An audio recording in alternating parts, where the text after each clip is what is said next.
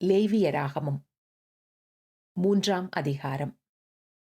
ஒருவன் சமாதான பலியை படைக்க வேண்டுமென்று மாட்டு மந்தையில் எடுத்து செலுத்துவானாகில், அது காளையானாலும் சரி, பசுவானாலும் சரி, பழுதற்றிருப்பதை கர்த்தருடைய சந்நிதியில் செலுத்தக் கடவன்.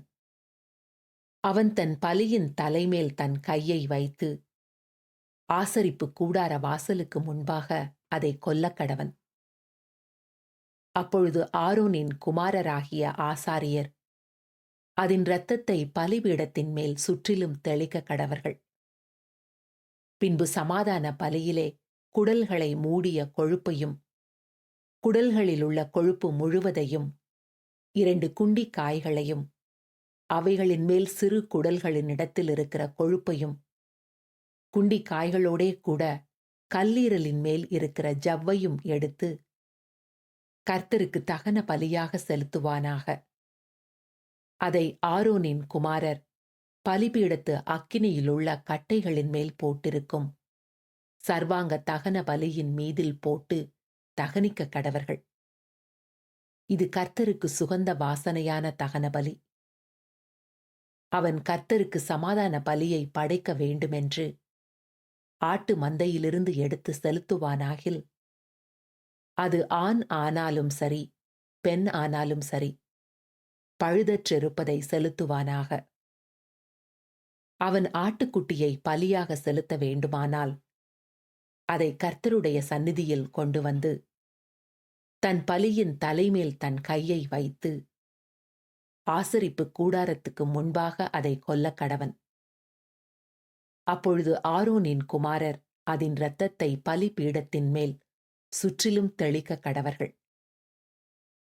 பின்பு அவன் சமாதான பலியிலே அதின் கொழுப்பையும், நடுவெலும்பிலிருந்து எடுத்த முழு வாலையும், குடல்களை மூடிய கொழுப்பையும், அவைகளின் மேலிருக்கிற கொழுப்பு முழுவதையும், 2 குண்டி காய்களையும், அவைகளின் மேல் சிறு குடல்களினிடத்தில் இருக்கிற கொழுப்பையும், குண்டி காய்களோடே கூட கல்லீரலின் மேல் இருக்கிற ஜவ்வையும் எடுத்து கர்த்தருக்கு தகன பலியாக செலுத்தக் கடவன்.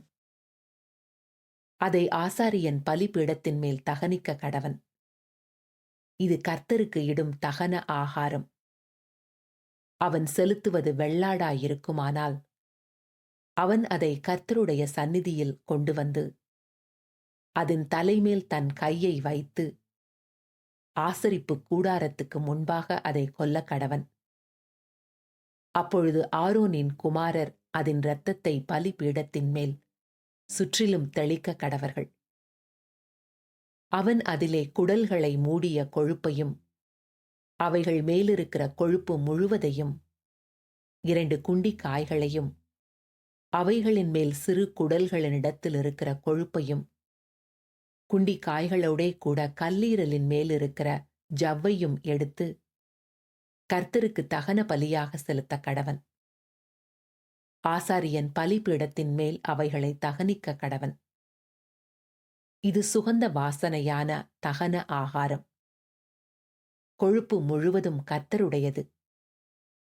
கொழுப்பையாவது இரத்தத்தையாவது நீங்கள் புசிக்கலாகாது. இது உங்கள் வாசஸ்தலங்கள் எங்கும் உங்கள் தலைமுறை தோறும் நித்திய கட்டளையாயிருக்கும் என்று சொல் என்றார்.